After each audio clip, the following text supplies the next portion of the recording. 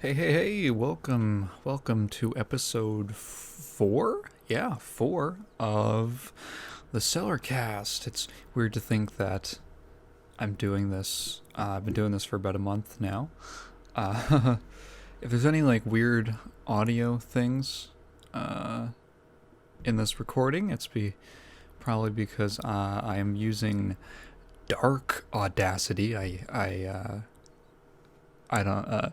If anyone hasn't been keeping up with the news about audio recording software, Audacity was the audio recording editing software that is free and open source and everyone uses it. It was bought out by, I believe, a Russian company, and they have introduced some slightly concerning privacy policies that I'm makes me not super comfortable with using it as an audio software. So I've switched over to an open source, a fork of it called Dark Audacity, and it is suitably edgy. It has a very nice kind of black and orange color scheme. In any event, this one is a little more lighthearted. I think that I've got a little more lighthearted topics on the docket that I was thinking about this week. One that might get a little deep, but yeah, I had a weird morning. I went to at 4:30 in the morning. I went to go get a drink from my kitchen, and I needed a glass, so I look in our cupboard, and there's two glasses in there that are stacked on top of each other. Uh, which normally wouldn't be a problem, but I tried to pull one out, and I found out that apparently it was not just dropped in. Uh, it was dropped in, and then whoever had unloaded it in the house shoved it in and twisted it. So these two glasses were pneumatically sealed together. Uh and it was I'm trying to pull one of them out, and I just can't do it. So I'm like, okay, well, someone is going to have to deal with this at some point, and might as well be me. So I tried as carefully as I could, and maybe it's my fault. Maybe I shouldn't have gone for it. Maybe I could have gotten some WD-40 and lathered it up on the inside between the glasses.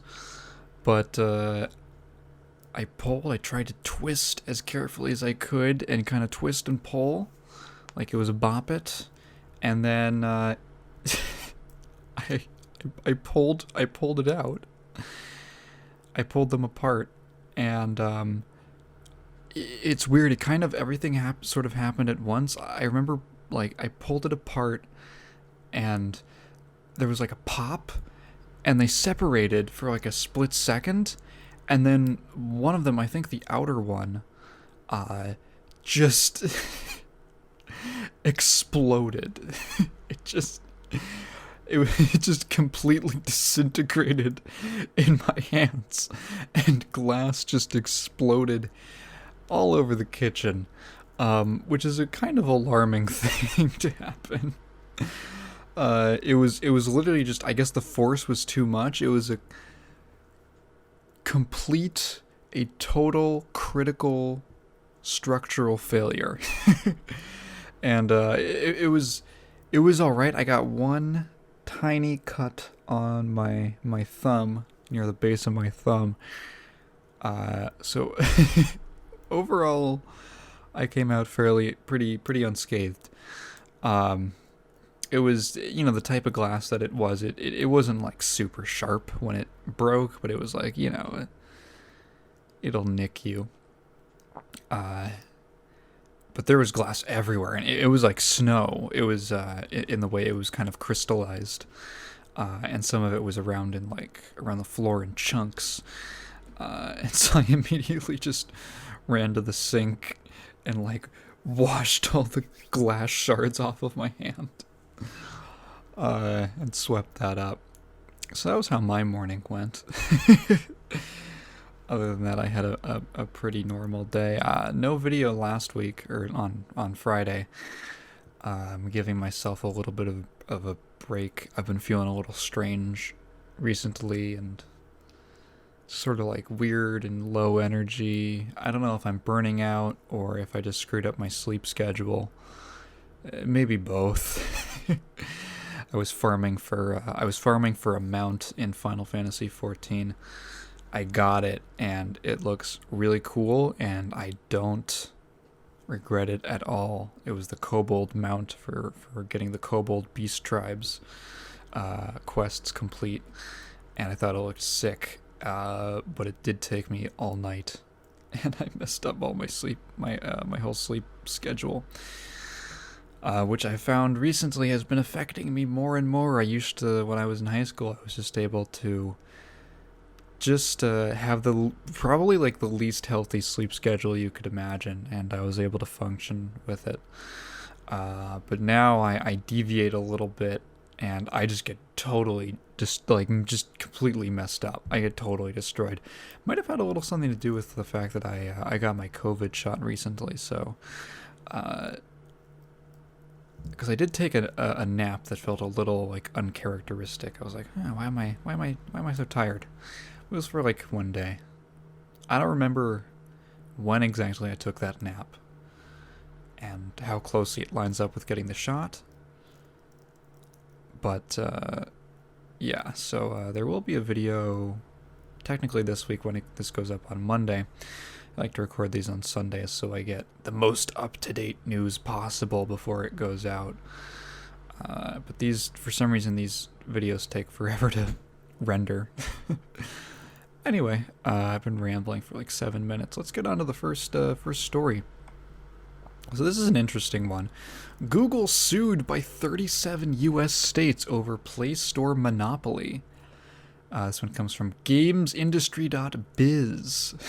I love .biz names. It's so like a .com bubble to me.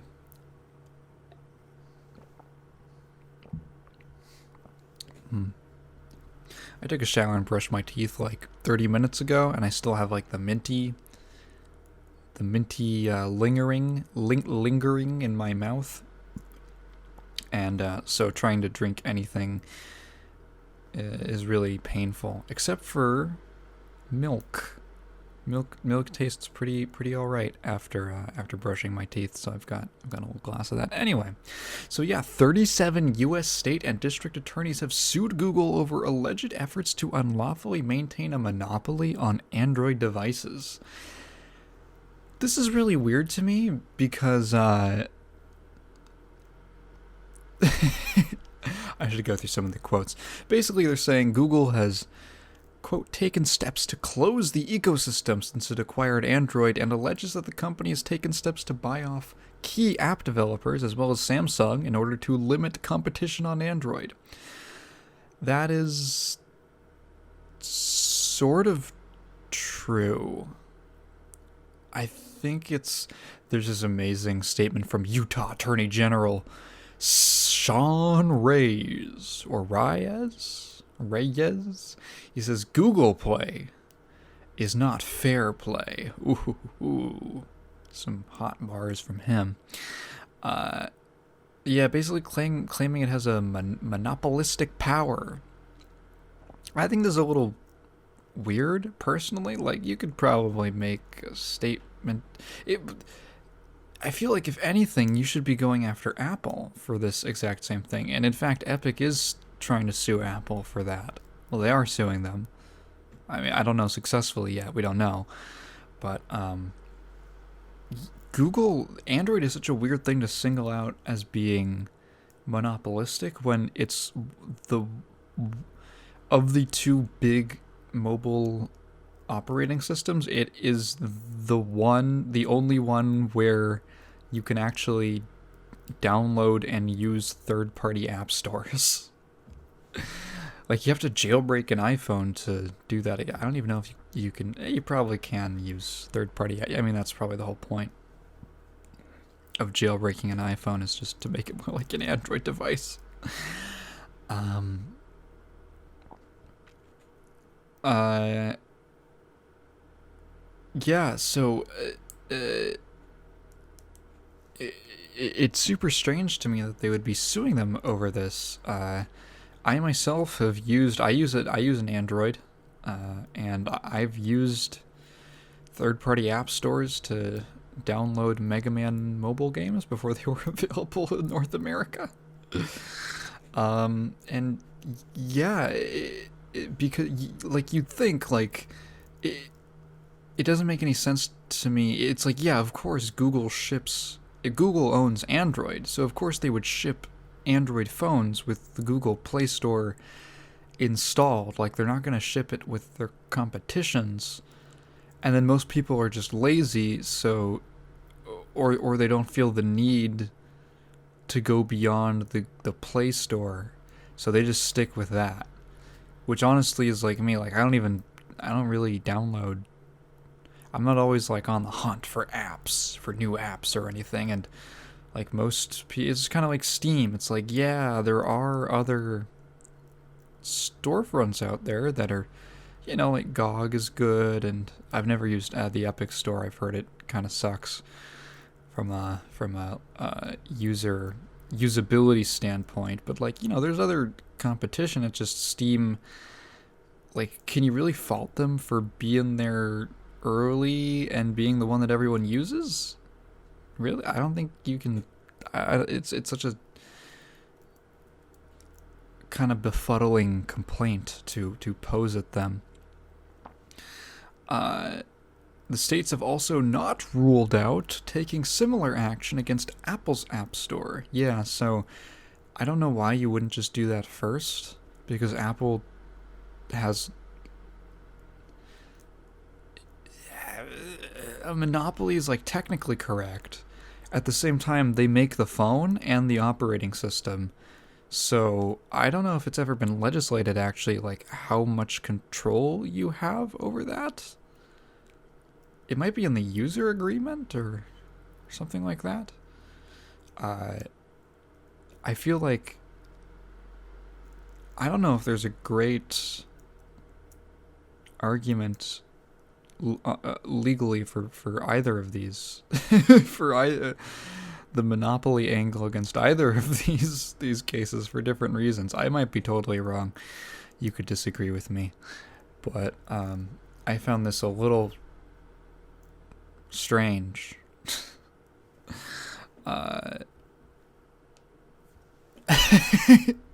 This wasn't on the docket, but as I scroll down, I see a story from a few days ago about Stadia introducing a 70% revenue share for pro subscriptions. And I'm just laughing at this.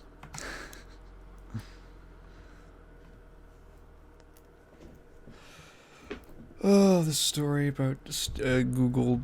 I guess they're trying to make it a thing, or they're trying to get they might be trying to get some last minute. They're trying to maximize what they get. They're in the death throes, and they're trying of the Stadia service, and they're trying to get as much as they can before it goes bye. All right, and so the next story. Netflix to add video games on its service at no added cost in the next year.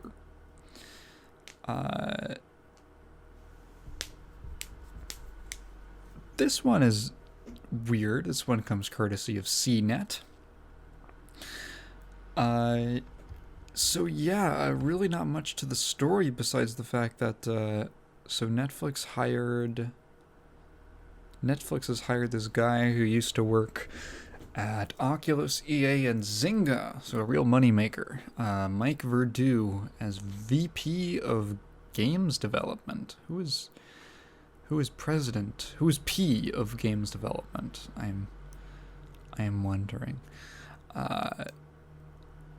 So yeah, there is like a bit of a a bit of a precedent for it. Like they did the interactive Bandersnatch, semi-related to the video that I did, which you should go check out. I think that's still a really fun video.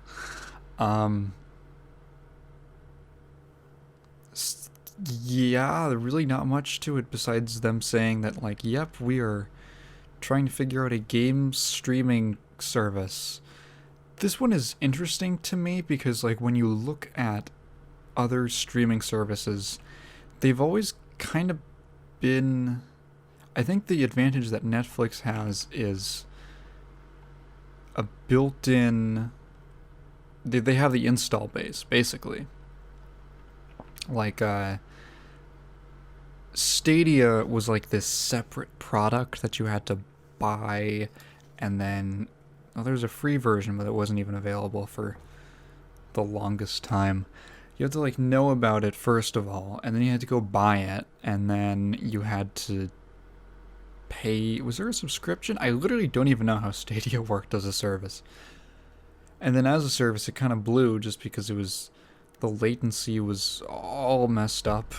It was extremely inconsistent, and the selection of games was extremely paltry. And everyone just kind of forgot about it, and no one was that interested. No one was like forced to interact with it. It wasn't really a part of your world. It was like a separate thing from your world. The Netflix thing is interesting because a lot of people have Netflix, and this might be, looking at it from a business sense, because everyone's trying to get their own streaming services right now. Like, I think a great example is like The Office. Like, The Office got its second wind entirely from Netflix, from it just being available on Netflix, which was like the perfect format for that show to be enjoyed in. And then NBC or whoever the hell owns it plucked it out and put it on their own streaming service. So I think Netflix might be eyeing up games because there's this looming threat that like these big media conglomerates are gonna look at the short-term profits, because the thing is that with the multiplicative growth of all these different streaming services, eventually there's gonna be a bubble and it's gonna pop, and there won't be enough money to go around. It's gonna be like the game industry and the American console industry in the 80s. There literally will not be enough money to go around, and everything's gonna crash except for the few services that probably like Netflix that still offer pretty consistent large catalog. It's a little getting out of the scope of this, but they're preempting, I think. They're anticipating there's this threat of all these conglomerates taking their programming and their movies and all that off of Netflix and putting it on their streaming services. You know what has no danger of that happening to? Video games. Because other than like PSN, there's no details on how this is going to work. Like, is it gonna be a PC? Is it gonna be like a PC versions, like Steam versions of games or something like that? Is it gonna be console versions? Who knows? I'm pretty sure that Stadia was running PC versions because they were in like 4K. Well, they were technically in 4K, and then they were streamed in 1080p.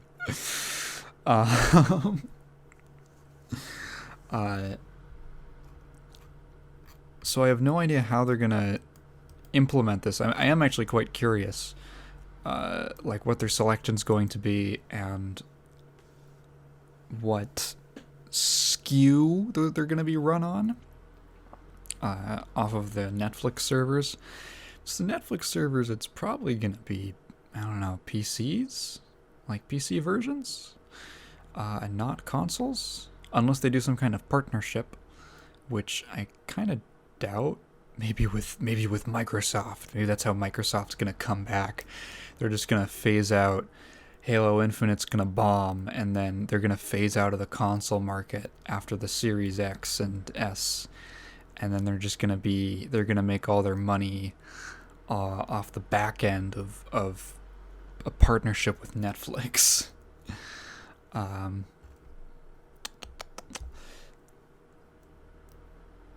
So yeah, apparently it's going to be basically just like a tab on the Netflix app, I guess. I wonder how they're going to do it for mobile.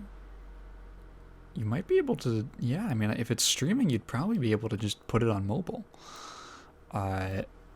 Console game playing. There might be some, to get back to what I was saying initially about this, there might be some merit to this, as opposed to the other services which have kind of failed in the past. And that's just that, like, so many people already own and use Netflix, and they own a subscription, or they pay for it. Do you own a subscription? You pay for a subscription. You have such a large install base to begin with that, like, the chances are that, you know, a lot of these are young people of all ages, but a lot of young people, or people who are of a gamer generation. Ooh, I did not mean for that voice crack. Holy crap. People of a gamer generation who are like, oh, cool, Netflix can play games? That's cool, let me check that out. And they might get invested in it. I remember I owned for a few years, I had an NVIDIA Shield. If no one knows what that is, if you look up a picture of it, it was basically like a little console. Well, it was like a mini console that ran Android OS, and it had a touch screen, and it was basically like attached to, it was like a DS where if the screen flipped up, but the controller was huge, I'm assuming the bottom half was huge, I'm assuming to fit the actual internals of the machine and the bits for the controller. And it was like a full-on like Xbox type controller, and it could play games, and you could do all your internet stuff on it and your Android. And I got it as a gift from like some friends of my grandparents. They went to I was visiting my grandparents, and my grandfather's he's a techie Silicon Valley guy, and so his friend had we were at one of their friends' house for like a dinner, and they were like, yeah, hey, we went to this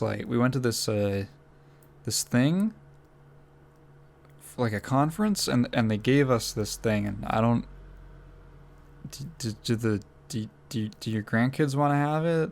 And so we got this weird limited run NVIDIA Shield thing. It was kind of obscure. I remember telling people about this. They'd never heard of it.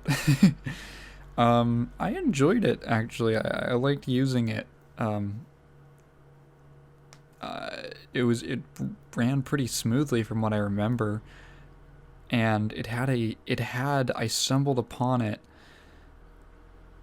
It had a game, like a game streaming service that NVIDIA was test running that I think they never ended up doing.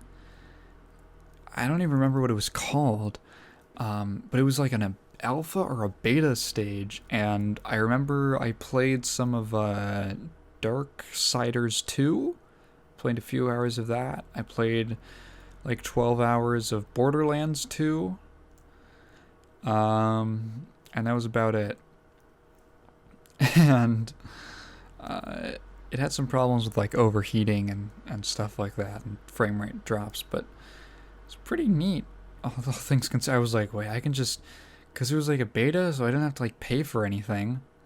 It just came with the the hardware.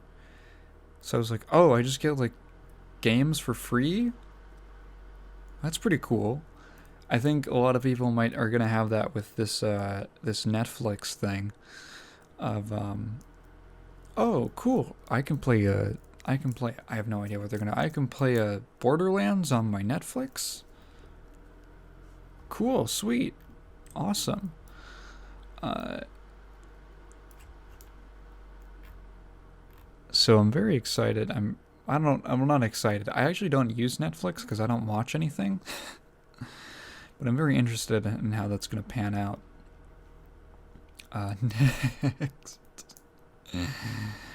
Next. Next story is just something that it's a little bit of an unfortunate name. Sometimes there's a good game with a bad name. This one comes to us. It is from GameFreaks365.com. I've never heard of this, but they have this this story about this game releasing for iOS. It is like a words with, it's not like a words with friends thing. It's like a, let's see. Must find words within other words. Okay, that sounds neat. However, the name is Words and Words. Now, if it's not clear from just me speaking that, it is spelled words, like the word words, then the letter N, and then words again. So it's words. Dude, one single comma in this title brings the whole thing down. Words and words. I'm not saying anything. Hey, look, I'm not saying anything. I'm just saying the name of the game. Words and words. It's great because I hope there's like a multiplayer thing so you can show up to like your friends and be like, hey, you want to play some words and words? You want to play some hey, I'm thinking of playing some words and words.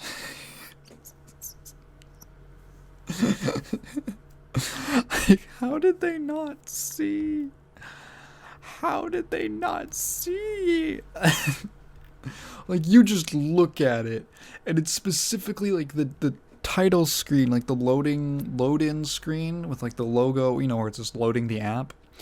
It's the logo, it's like two W's, and they sort of make an N between them, where they like overlap, and then below it is the name, and N words. N words is on its own line. It's words, and then a second line is N words. Oh, just wonderful. It's just magical. So it got me thinking about unfortunately named games, and I found this thread on NeoGAF with a couple good examples, like someone lists Kingdom Hearts 358 over 2 days. That one's pretty egregious, but I really like the NES game SCAT, Special Cybernetic Attack Team.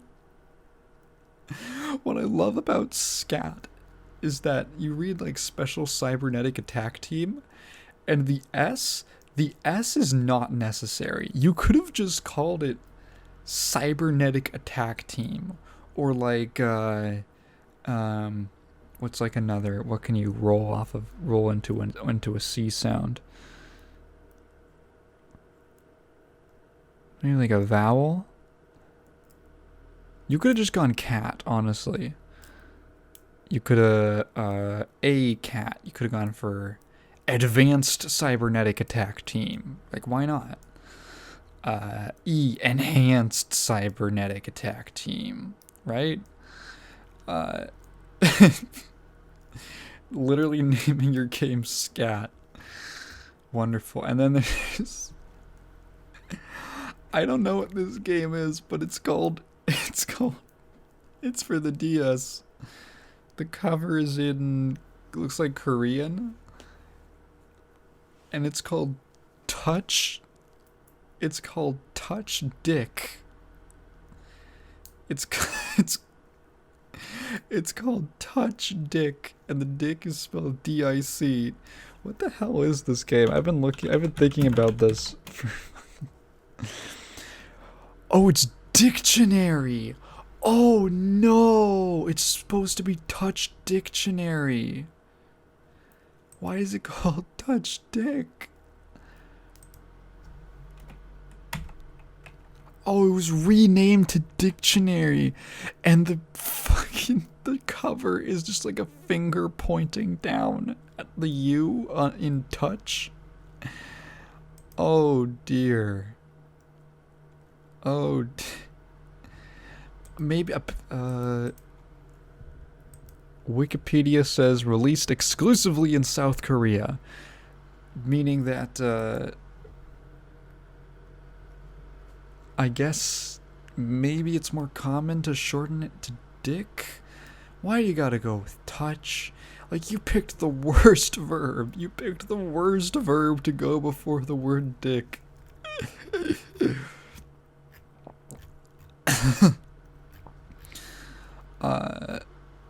There's some other classics like 3D Balls, the game Wet. What the fuck is Wet?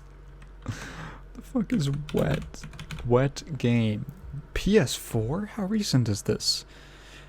2009? Why did it say PS4? Okay, PlayStation 3. Okay, it's like a kind of like some like 7th gen third person shooter that sort of came and went, or came and wet, depending on how you look at it. Why call it Wet?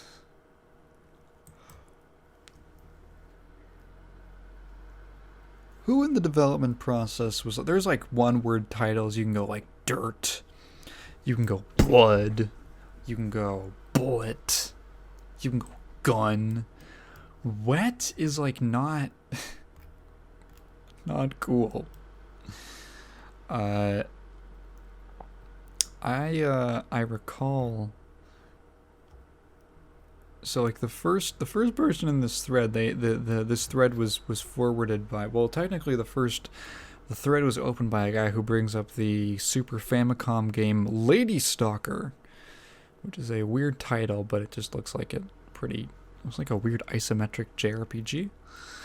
However, the first reply is Kingdom Hearts, and it really got me thinking about how horrible Japanese names are for games. Like, they are bad. I think it has to do with the fact that it's much the way that the languages work. I've been teaching myself Japanese for the last few months, I want to say, like last 2 months. I've been teaching myself Japanese. So I'm by no means an expert, and I'm not good at it by any stretch of the imagination, but I have somewhat of an understanding of the way that the language works now. And I think it comes down to the fact that, like, you see these games with really long names in English. And I think it's just that, like, when you write it in Japanese, it's much more compact because of the way that their language works. Because you can write so much more meaning into a single character, or like 2 characters, than you can in English. Even though, it technically takes about as many, like, maybe strokes to write, in terms of actual character space, it's a way more efficient language in that sense. You can fit so much more stuff into a smaller space. So when it comes to English, and it has to get translated, there's just like no good way to translate it directly. So you end up with, I feel like this is more of a problem in like visual novels and anime, but it kind of crops up in games every now and again. I wonder what the longest game title. The Lord of the Rings Battle for Middle-earth 2 Rise of the Witch King. What the fuck? Okay, I'm not going to do a bunch of research. Oh my god. Oh, it's that one visual novel. Oh no, it's the visual novel with like 800 words in the title. I'll read through it really quick, but this is what I mean. And again, this is also not short, but it's probably way more compact than if you were going to write this out in English. Rough translation of this game's title. Summer Colored High School Star. It's a little star character. Adolescent record. A summer at school on an island where I contemplate how the first day after I transferred, I ran into a childhood friend and was forced to join the journalism club where, while my days as a paparazzi kid with great scoops may be rather popular among the girls, but strangely my camera is full of panty shots and where my candid romance is going. That doesn't... It says rough translation, so I'll cut it some slack.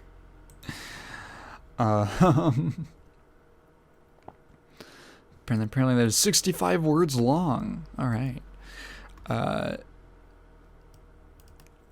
One of my favorite examples, and this one sucks because my favorite fighting game of all time is Guilty Gear XX Accent Core Plus R, which is kind of an amazing name, and it totally fits that game because it's the most excessive fighting game ever. Besides maybe Marvel, like Marvel 2. And it has a name that fits. It's just so hard to pitch to people to be like, it's called it's called a Guilty Gear XX Accent Core Plus R. You can just call it GGXX ACPR. Or Plus R, or GGACPR. Like, there's so many acronyms and shortenings of that name. And it's such a good game. It's such a good game, but the name Guilty Gear has this problem in general, as do a lot of Japanese properties, like extremely otaku type Japanese properties, where the names are just too long. They're too long, and they take too many creative liberties. Which in some sense I find kind of charming. In another sense gets a little grating. Like not even like the super long titles that you'll see with light novels, because that's kind of like a light novel specific thing, and even there it's kind of recognized as being kind of exceptional. I'm talking like talking like, God, they're all going to be fighting games, aren't they? The problem with fighting games is that, like, they get all these different updates, and usually it's not, like, story updates, so they don't, like, add subtitles that relate to the story like you would with, like, an MMO expansion or something like that, or a DLC. It's just, like, Melty... Oh my god, here's the best example. Freaking Under Night in Birth. So let's look up Under Night in Birth versions. So Under Night in Birth is a fighting game from French Bread. Ooh, yeah. I'll talk about the new Melty later. Release. Let's see. Okay. So the original game was just called Under Night in Birth. It received an update entitled Under Night in Birth EXE: late. Okay. Then it got another update. Under Night in Birth exe colon late open bracket st close bracket. So at this point, it's gone a little. Okay, exe colon late is a little much, honestly. Like, why? What does the exe mean? Like, it's like, yeah, I guess it's an executable. Like, it's a computer program, but you don't have to be that literal. Why late, and why is there a colon? Like, it's not listing anything. It's just the word late. Is late maybe because it's under night, so it's like, oh, it's getting late, exe. And then you get to the st, and like, okay, why are we adding brackets? What do the brackets... This has like a weird coding vibe, which might be what they were going for? Maybe? I have no idea. What relevance do the letters ST hold? I have no idea. And then you get to the most recent, and I believe last version to date. I don't think they're going for anything. Yeah, because they're working on the new Melty Blood, so probably won't be receiving any more updates.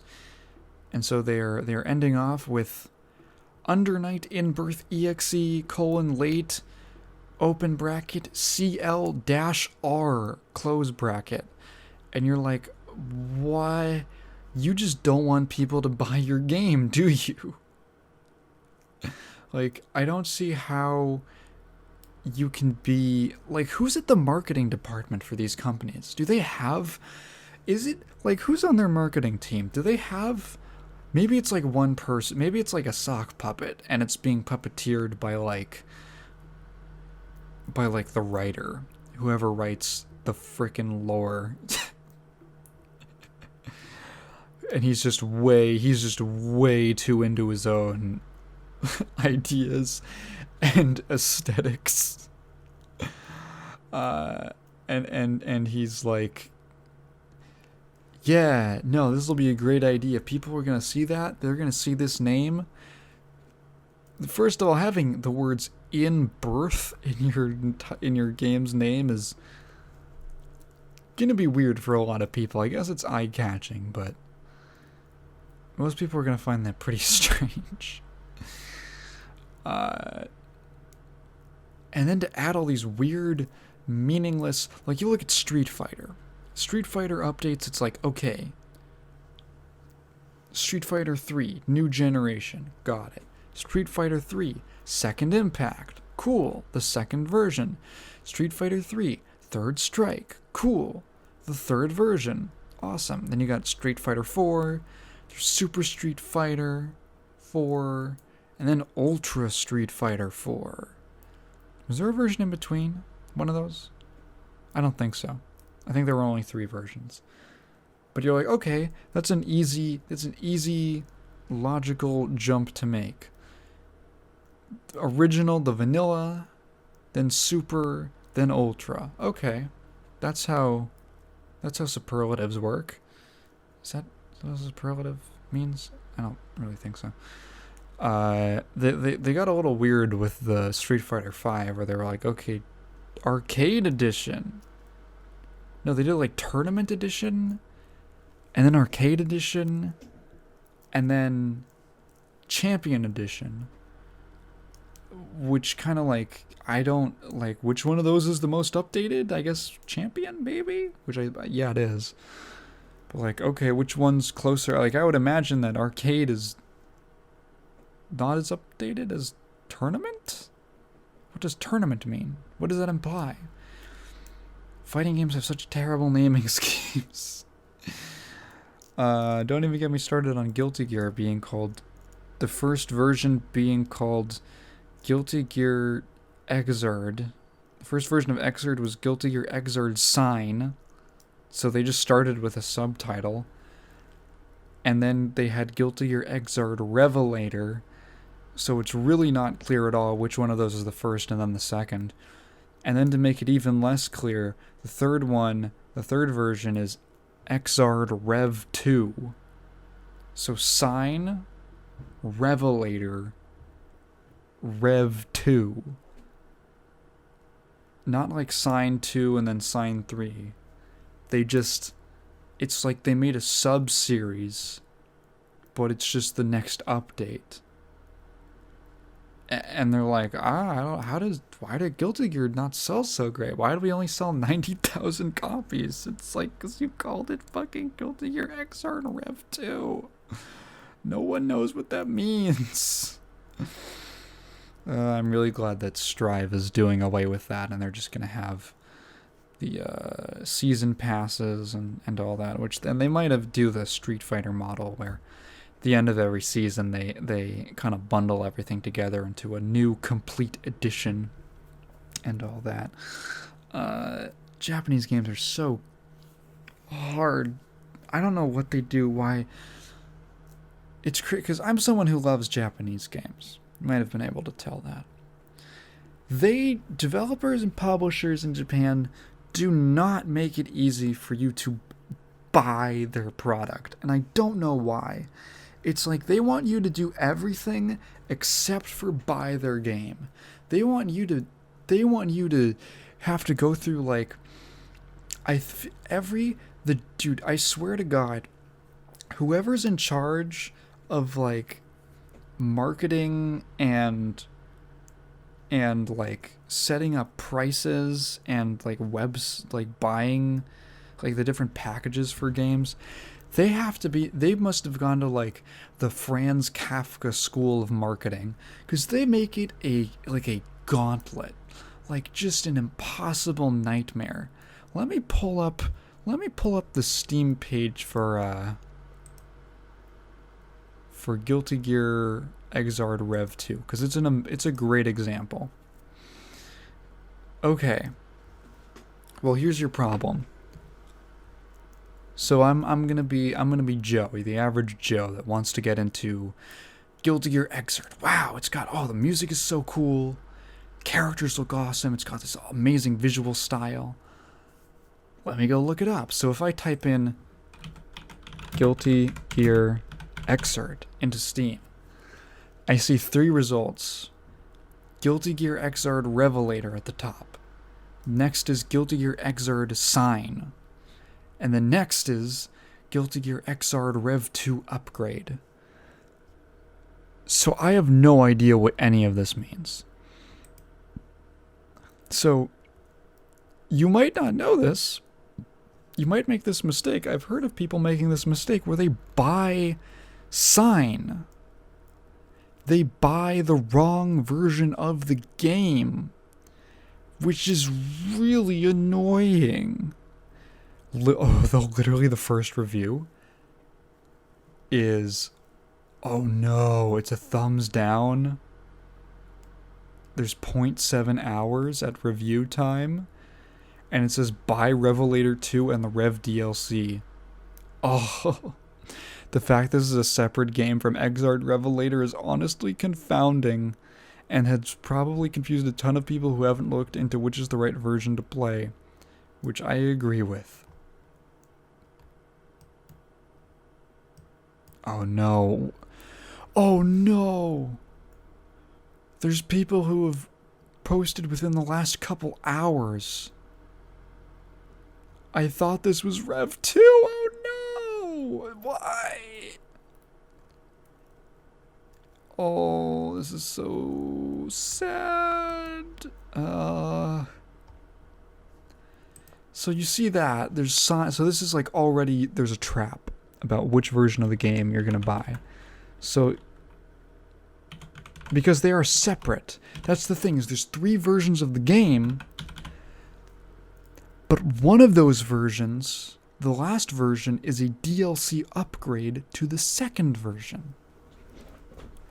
So maybe you read the reviews and you're like, okay, I gotta buy Revelator. Alright.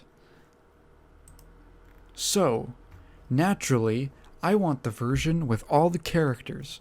How do I get all the oh, and then you look at the bundles and the options for buying, and you've got 4 options. They are as follows: Guilty Gear Xrd Revelator, okay, Guilty Gear Xrd Revelator Deluxe Edition, okay. None of these have any details as to what they actually include. It just says Deluxe Edition. So then you have Guilty Gear Xrd Revelator plus DLC characters, in parentheses, plus Rev 2 all-in-one, parentheses, does not include optional DLCs. What? What? And then lastly, Guilty Gear Xrd Revelator Deluxe plus Rev 2 Deluxe. All DLCs included, all in one. So the problem that you're running into is there are 2 bundles titled all in one. And the problem, you'd think like, okay, the one where with like both the Revelator and the Rev 2, the Revelator Deluxe and the Rev 2 Deluxe, all DLCs included. Yeah, that's what I want to go for. No, that's not the one you want to go for. Because all DLCs included means the bonus colors for characters. And you might think, okay, well, that's still content. Nope. Because if you just buy the tier below that, the plus DLC characters plus Rev 2 all-in-one, not including optional DLC, is that one, you can still just buy the colors with in-game currency that you get from like clearing arcade modes and like online and stuff. So it's like a trap. At every step there's a trap. They just why is buying this game so difficult? Why do Japanese devs make buying their game such a hassle? I haven't bought Final Fantasy XIV yet. I'm still on the free trial. But I have heard about as much that it is like insanely difficult to just like purchase in the first place. It has this whole horrible convoluted system where if you create an account for your account has basically a tag, it has a stain on it. If you make a free trial account, you are a free trial account, it is tagged as a free trial account. Okay. If you pay for the game at any point, even if it runs out, you can never go back to free trial, which is okay, fair enough. However, if you make your account, there's 2 ways to play on PC. Through the Square Enix website, downloading the game through the Square Enix website, or downloading it through Steam. If you download it through Steam and you make your account through the Steam version of the client, your account is permanently locked to Steam, and you cannot ever just buy it straight from the Square Enix store. So you have to purchase it as like DLC through the Steam store, meaning that you can never take advantage of the special deals. You're basically going to pick one storefront, you're going to say, I am locked to these deals, which kind of blows. Then it's a totally different situation if you play on console, because if you play on PlayStation, you are bound to PlayStation.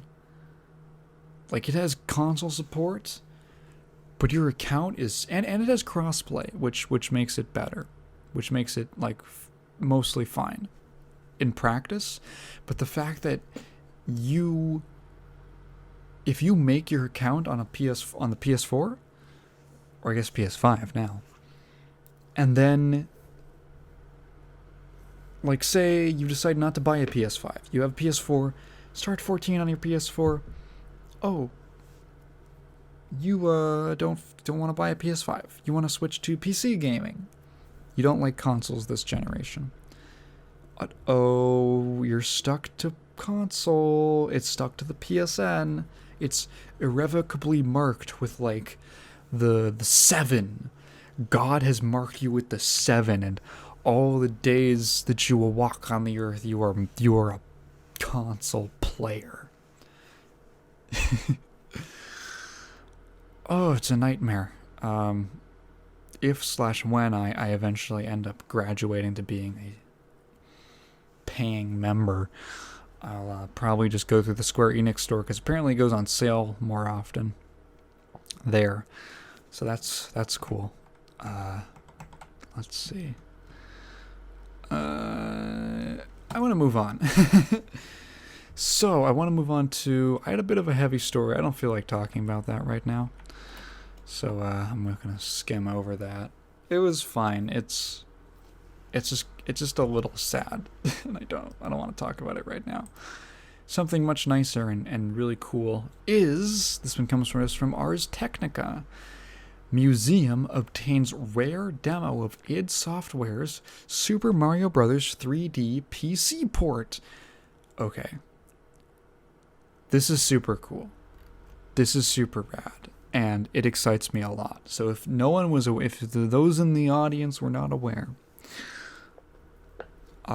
id Software, which was not id Software at this point, they were called Ideas from the Deep, or IFD. When it was basically just John Carmack and Tom Hall, if I'm remembering correctly.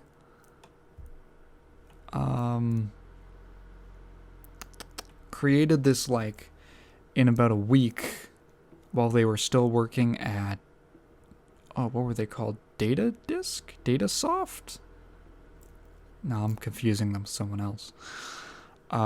Basically, the original id Software team who created Doom and Wolfenstein 3D and Commander Keen and all those, they all met together. Yeah, pretty much like the core original team. All met while they were working together at this company that basically just did software, business software and utility software for Apple II computers. And so John Carmack and John Romero, the two Johns, they loved making games, and basically they wanted to diversify the businesses. They wanted to offer, basically they just wanted to make games, and they didn't really like doing the business stuff. So they were like, hey, they talked to their boss and they were like, hey, can we maybe produce one game per month? Because what they would do is, the way the business worked is they would send out they would have an ad, I guess, that would run in newspapers, or in magazines, in hobbyist Apple II enthusiast magazines, and then you would be able to order that month's disc of programs that they were putting out. And basically it was like a subscription service. They would email you a floppy disk with some software on it. They were like, hey, why don't we add a little extra value that the competition isn't doing and make some games that we can throw in? So every month they would basically throw together a game, and that's kind of how the original id Software team started. So one night while John Carmack, and I believe Tom Hall, if I'm remembering correctly, are at the office, one of the things that consoles had a leg up on PCs at the time was that consoles were able to do smooth scrolling graphics, basically. This is around the time of, this is 1980, late, I want to say 1989 or 1980. And, am I correct? Sorry, no, 1989 or 1990 is around that time. And so the NES already well established, the Super Nintendo on its way, and still at this point,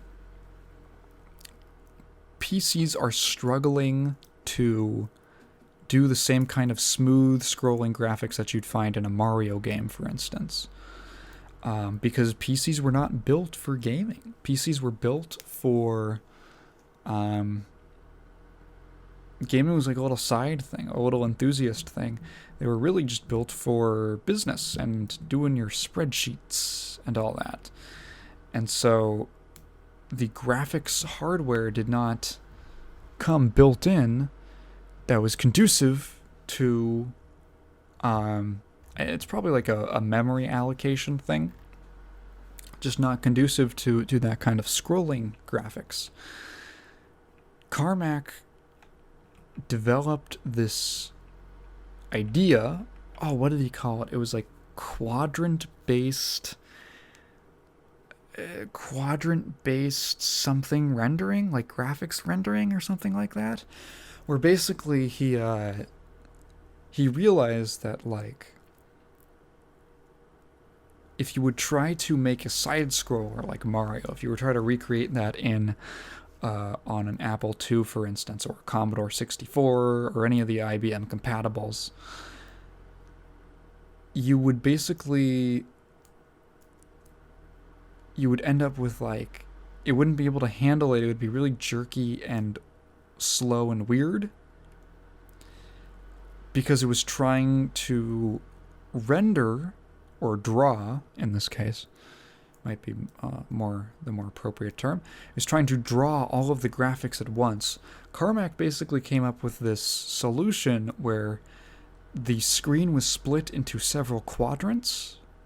You can imagine like one large quadrant that divides, like the lines run through like top and middle of the screen, and then lots of smaller quadrants contained within.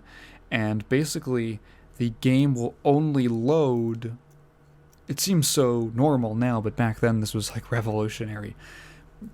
System will only load those graphics that it should for where the screen is. And they were basically able to do that. They were able to use that to achieve a smooth scrolling effect, which was super revolutionary at the time. And Carmack is responsible in general for pushing gaming graphics software, or technology way farther. Like, he probably pushed that stuff 15 years in 6 years or something. He's a super genius. And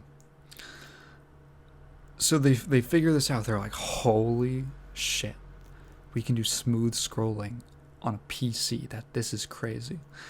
So what they immediately do is because they loved Super Mario Brothers 3. That was like a hit amongst them in the office at the time, in their little like back room that was reserved for them to make games. Because eventually the games that they made kind of became like a big seller, more so than the business software that the company was putting out. They loved Super Mario Brothers 3, and they were like, one of the reasons that they were so like miffed about not being able to replicate that is because they wanted something that just had that level of graphical fidelity.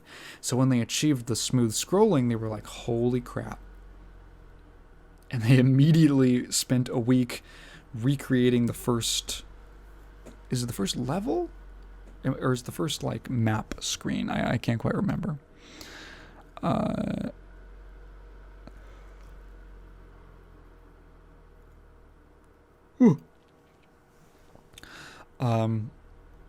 Yeah, it looks like the first 4 levels of the game, something like that, maybe 6.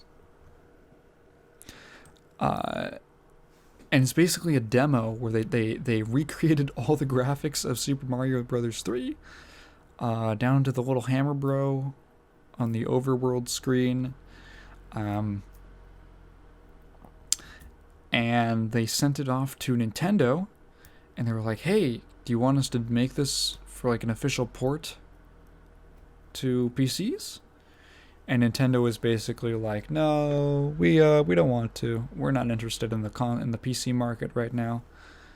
And so they were like, okay, and they just made Commander Keen, which is really fun. It's so funny to think that like how different maybe the trajectory of history had gone if Nintendo was a little more interested in the PC market.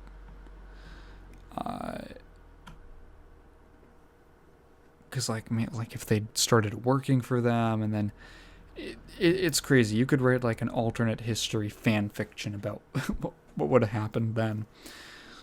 But yeah, so Nintendo saying no was kind of an important step in the whole id Software, because Commander Keen became like their first big hit in the PC world, the PC gaming world. So now finally, this demo has been released and given to a museum. So the Strong National Museum of Play has obtained a rare demo disc of Super Mario Bros. 3 that pre-Doom id Software coded for MS-DOS PCs back in 1990. Okay, it was 1990. The acquisition will ensure that the historical curiosity will be preserved and accessible to researchers well into the future. So this is super cool. This like got me so hyped when I read it. Like, it's actually so dope, because this is like the first example of John Carmack pushing graphics software. And the reason that that's so cool and important is that this is the dude who like invented 3D graphics on a PC. And this is the guy who pushed all of these innovations of like Doom. It's like 3D, but it's running technically in 2D, but it has these like weird, it's like a 2.5D type game. And then Quake, it's like full 3D on a PC, never been seen before. And then Quake 2 was like a really polished upgrade to that engine. And like, when you actually look at like the genealogy of like the Quake engine, for instance, which is id Tech 2, I believe, 2 or 3. id Tech, the Quake engine was partially in the original Source engine. If no one was aware of this, Gabe Newell and one of the other co-founders of Valve were encouraged. Here's history. Here's why history's cool. So Doom was on Windows, and DOS, and Microsoft was trying to push Windows 95 as also being a gaming machine, because Apple had been slacking on that ever since Apple introduced their own proprietary programming language with the Apple II called AppleSoft Basic, which basically killed their whole prospects for games having any kind of a significant gaming scene, because they would it was just really hard to port. It made it a big pain to port games to an Apple machine compared to all the IBM compatibles, where you could generally just write it in like C or something, or one of its derivatives. And so Microsoft is like, Windows 95, we want to push games. Biggest game in the world is Doom. The biggest PC game in the world is Doom. It's on more. Doom was on more PCs in 1994 than Windows was. Like, that's crazy. That's crazy. Microsoft was thinking of buying id at one point. They didn't end up doing it, or id might have turned them down. But they did end up with a port that Carmack programmed, I believe, called WinDoom. It ran on Windows 95. Well, one of the whole angle to get Doom onto Windows was started by a couple of engineers, I believe, who brought it up as like, hey, this is like an opportunity for us to really pounce on this market. But in order to run Doom, they needed basically they needed graphics software to run the game. And so this is where DirectX comes from. DirectX was literally developed, the original version of DirectX, the first version, was literally developed so that it could run Doom. And the guys who programmed it met up with, they knew, I don't know, remember what Gabe Newell and the other guy were doing. They met them for some kind of project, and they were like, hey, you guys should like make a video game. And so Valve was formed. And the Source engine, or Gold Source, or which one came first? I can't remember. I think Gold Source came first. Was a modified version of the Quake engine.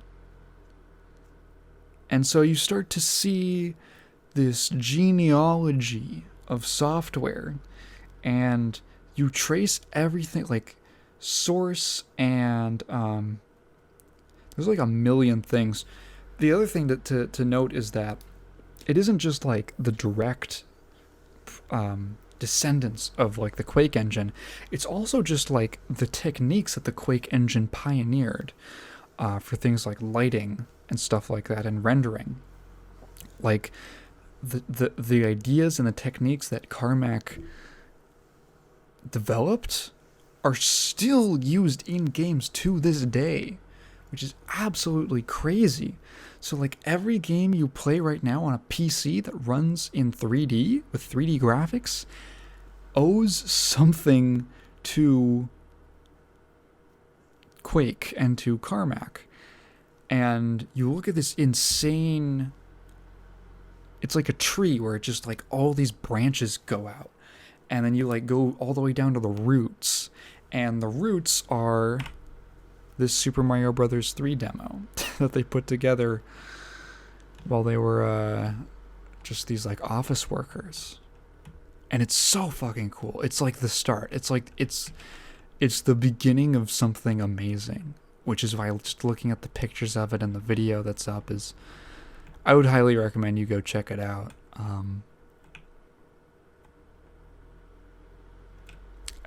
It's so badass. It's so cool. It's so cool. It's literally, it's like this is the start. This is history. This is history, baby. This is like when you look at, anyone ever seen the like the first photograph, like known photograph ever taken? First photograph. Yeah, the world's oldest surviving photo, at least, was taken by Joseph Nicephore? Niepce? I have no idea how to pronounce that. In 1826 or 27. And it was the, God, what a weird photo. You get such weird feelings looking at this. It's called View from the Window at Le Gras.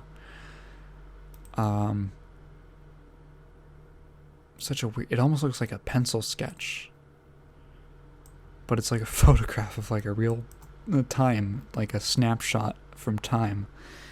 And it's one of those things that kind of gives you weird emotions to look at.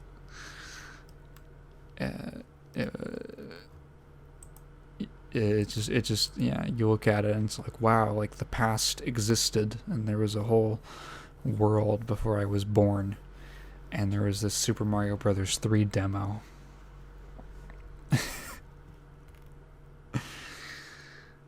It's so wild. I am so jazzed, and it makes me legitimately really happy that this thing is out there.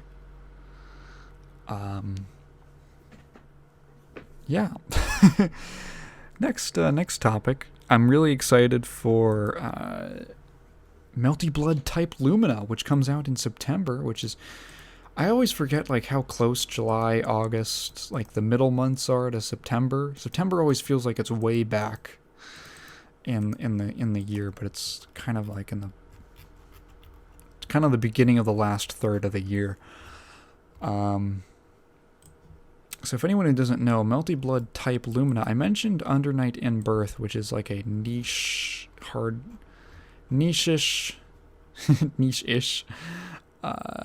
anime style fighting game. And it's made by this developer called French Bread. French Bread is most notable in fighting games previously for developing this thing called Melty Blood. Melty Blood is basically, if anyone is familiar with the Fate franchise, like Fate Stay Night and such, you've probably seen one of the main characters, Saber, the blonde girl with the blue. It's not really armor. It's like a battle garrobe with armor on it. You've probably seen her. It's made by Fate was a light novel series, visual novel series that was done by Type Moon, a group called Type Moon. And they had previously done several other visual novels. Namely, it's this one called Tsukihime, which I think just got a remake rather recently. And Melty Blood, for whatever reason, is a fighting game crossover adaptation of Tsukihime. So it has a bunch of characters from it, as well as a couple original characters and some characters from a few other Type Moon games, not including Fate, which I always thought was weird, but that's kind of like how you know it's hardcore, because Fate is far and away the most popular thing that Type Moon has ever done. It's their huge moneymaker. And they don't even have it in the fighting. Like, that's how they're like, no. That would be a cash grab. That would be a cash out. Sell out. We're sticking to the real Type Moon.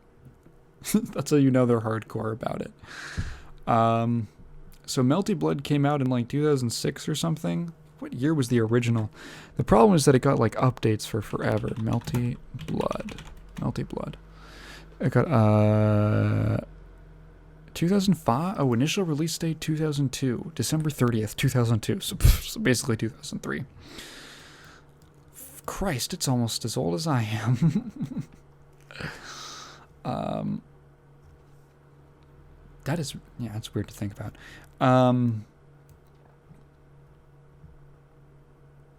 So Melty Blood, it got a couple updates. How many updates did it get? It got Melty Blood, and then Melty Blood React, Melty Blood Act Cadenza, Melty Blood React Final Tuned, which both released in the same year, Cadenza and Final Tuned. Then Melty Blood Act Cadenza version B, and then Melty Blood Actress again, and then finally Melty Blood Actress again Current Code. So Current Code is the most recent and basically final version of it, of the game. Or it's like, oh, it's technically another game? The problem is, like, I have no idea which one of these are updates and which ones are like actual sequels. So basically, all you have to know is that Actress Again Current Code was the most recent version, came out in 2011. And it's a very niche, very hardcore anime-style fighting game. But it has some really cool systems in it and some pretty neat characters. One of the coolest things that I find about it is it's called the Moon system. So basically, there's about 30 characters in the game, but each character has, when you're in character select, when you select them, you pick from one of 3 different moons, which are basically like schemes or styles or like settings, like setups. I don't know how you would... versions of characters, I guess, is the most blunt way to put it. that they are full moon, half moon, and crescent moon.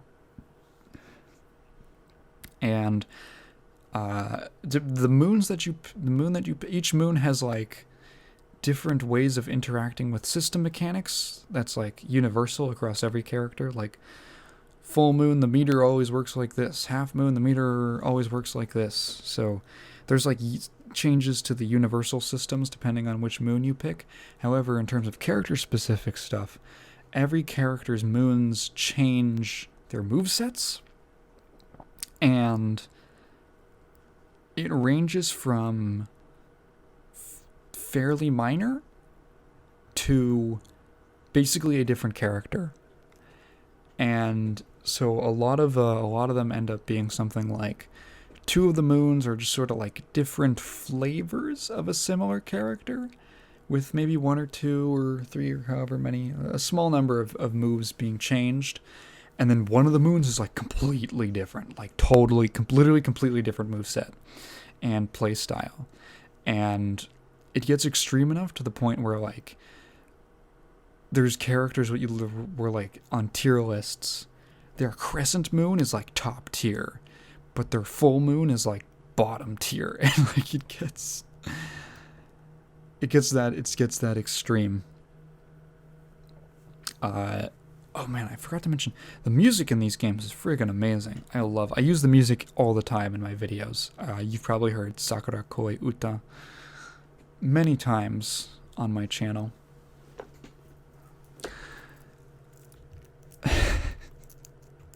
The gameplay section of the Wikipedia has a little note that says, this section may be too long to read and navigate comfortably. Yeah, it has a lot of mechanics. Oh yeah, so the moon system, finish that thought. The moon system basically means that there aren't 30 characters, there's actually like 90 characters. And it's super cool, but it's extremely intimidating to learn. And I've always been curious about learning it. The problem is that the official release of the game uses really bad delay-based netcode.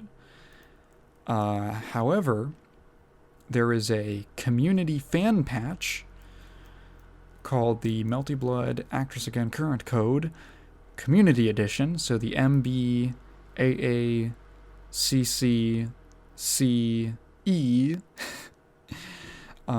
which adds rollback netcode, which supposedly it works pretty, like it's like would be around like I think first generation rollback. And so that's cool, and I would use that. However, because it's like old, there's like no matchmaking, and it doesn't run through Fightcade. It runs through basically, you have to go on in order to play Melty Blood online, you have to go through Discord or something, or know someone who already plays the game, and then like literally like share your IP address with them and like dox yourself, so that you can play peer-to-peer. There's no matchmaking, there's none of that. It's I just don't feel like dealing with it, which is why the new game type Lumina is so exciting to me, because it feels like the Melty Blood made for people to get into Melty Blood, where it's new, it's got kind of a fresh start. Looks like they're sort of paring down or kind of streamlining the mechanics, which I'm all for, personally. I think streamlining mechanics in fighting games generally actually works out in their favor. Which it's different from simplifying. Streamlining is not the same as simplifying.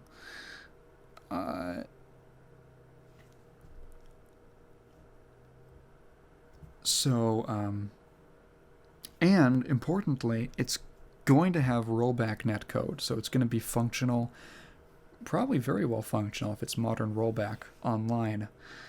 And it's launching on like every platform. It's launching on like 4 or 5 platforms.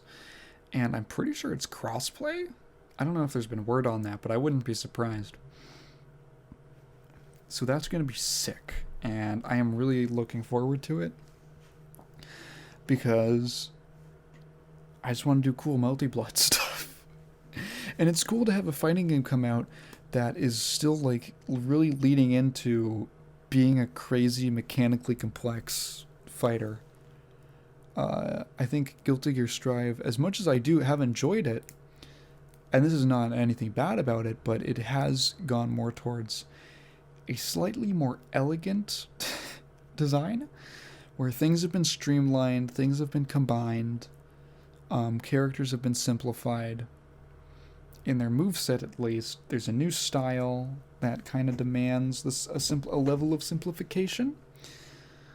And despite the game, which I'm perfectly fine with all of those things, because I already have my crazy over-the-top, extremely excessive Guilty Gear game in Plus R, so I don't mind. And Plus R has rollback, so the game will never die. I'm all for it. It's just like one of those... The ecosystem needs to be diverse. It's great to have more like cool, streamlined, accessible games like Strive. And even though the new Melty is looking more accessible, it's still got like, you look at footage and it's like, this is a Melty Blood game. This is a French bread ass, Melty Blood ass game. Even down to like the hit sounds. The hit sounds are so like, they go like,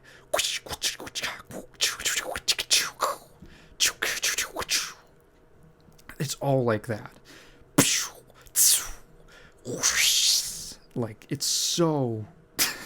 I haven't even put a substantial amount of time into Melty Blood, and those sound effects are just like, they're so distinctive. Really cool, really like HD, super high quality sprite work on the characters, and really neat. I don't know how they do this, but stages have lighting that actually affects the characters. So there's like real-time lighting on the sprites.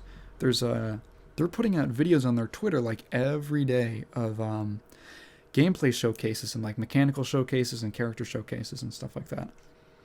And there's like one stage where there's a character standing under like a tree, and the tree is casting a shade on the ground, and it casts a shade on the character, and they walk out of the tree, and they're in the light, and it actually like reflects on their sprite. I don't know exactly how they do it, but it looks really cool. The game looks good. It has just like a really nice, like, it feels good. It feels good to hit stuff in those games. Oh, I completely forgot about one of the reasons that game feels so good is that Melty feels so good, and this also extends to Undernight, because Undernight uses a similar system, a similar combo system. So Melty Blood it's a cancel game. So it has 3 attack buttons, A, B, C, and you can do A, B, C, and you'll cancel one move into the other, and they'll just combo cleanly if you just hit them in sequence. However, it has this really neat mechanic or system called reverse beat. And reverse beat is basically, normally you can only go from like lighter to stronger. You can only chain upwards. Reverse beat allows you to go back once. So you can do A, B, C, B, C, or something like that, just for like to keep it simple. And with the characters' movesets and the amount of tools that they have, you can get some really cool stuff going, and it feels good. There's something about chaining up, then going down, and then going back up. It's like an arpeggio. It's like arpeggiated combos, arpeggioed combos.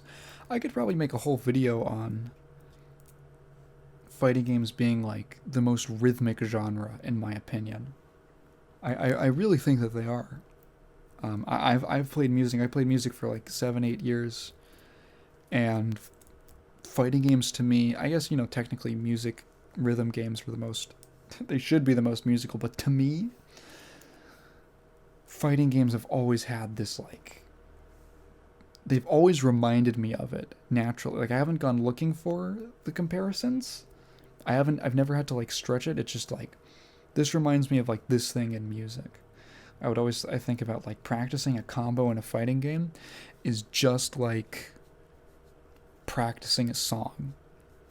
Even down to like, sometimes you practice a combo and like you get it down pat. You're like, I got this. I can do this in training mode. 100% consistency. Then you jump online and like you land the first hit and you just go, oh, and you're left out to dry. Your own brain leaves you out to dry. You have no idea what to do. You choke, and it feels like a completely different. It feels like all that practice you put in meant nothing. And the same thing happens in music. At least it happened to me. I could practice a really tough lick in like a song or something. And I played the trumpet. And I can do it cleanly when I'm just doing that like 2 or 3 measures. And then I'm in jazz and we're going through the whole song. And we get to that part that I've practiced 50 times. Maybe not 50 times, but enough to where like I'm good on it, right? Like, yeah, I can do it. I'm good. We get to it and I just bomb it. I just fumble it. And it's bad. And I'm like, oh, what happened? That's when, and it's like, you have to like, practicing in isolation sometimes just isn't enough. You gotta practice. You need some practical experience to put your things into context. Put what you've practiced into practice, if you know what I'm talking about. All these like, and even like the way that you learn combos in fighting games is so musical to me. It's such the same thing. Like practicing this song, there's like this one section, like this page that is really tough, and you break it down into chunks, and you're like, I'm going to do this part, and then this part, and this part. Sometimes this can just be like a couple measures, or like 2 measures. That's just like a really hard bit, really hard phrase. Like, I'm going to take this piecemeal. I'm going to go slow. I'm going to do this slowly. I'm going to do the first 2 notes, then the first 3 notes, then the first 4 notes, and the first 5. And I'm just going to keep moving up until I have the rhythm, I have the timing, I have the notes and the pitches, and all the little flourishes that the sheet music asks me to do. And learning combos, practicing them is so similar, where it's like, okay, I look at like the first 2 moves, I'm like, okay, this into this, and then I look back at the combo and I'm like, okay, then I do that and that into like this special, and you just slowly build up and you build forward. At least I do. I'm a bit of like a slow combo learner, and you just go piecemeal, and you go step by step, and you eat it one bite at a time. And it was so funny. Like, I was learning, like the first fighting game I ever really sat down to learn was Skullgirls, and I remember just playing or being in training mode, practicing this one combo, and just taking it like that, of like breaking it down into steps, breaking it down into pieces. And then once I was able to do even like the first 2/3 of it, it was like so cool. Like, when learning how to do a combo is a fun, rewarding experience. Like once you actually get it, it is so maybe not fun. Fun's not the right word. Rewarding is just kind of the right word. You might be able to replace that with like fulfilling. So I love fighting games so goddamn much. Christ, how long have I been recording? I've been going for like an hour and a half. Jeez. I don't have that much else to say. I don't think what did I, yeah, I pretty much said everything that I pretty much been through all the topics. Feel free, anyone who's been listening to this point, leave a comment down below. Tell me what you think of the podcast so far. If you have any questions, we could do a little fan mail section. That would be fun. I love talking to you guys. I love reading the comments and interacting, and I get to interact through like replies and stuff like that, but I think it would be really neat to be able to actually like talk and read through that stuff and host a little section like that. So for the very few people who are listening, and I think we just hit 400 subscribers. So that's baller. That's super cool. Anyone who's still watching, feel free to comment and like and subscribe and do all the things that people would say in an outro. Well, until next time, this has been the Cellarcast. I'm Tigan Moon, and Tigan Moon playing Type Moon games. Hoo-hoo. Later, bye.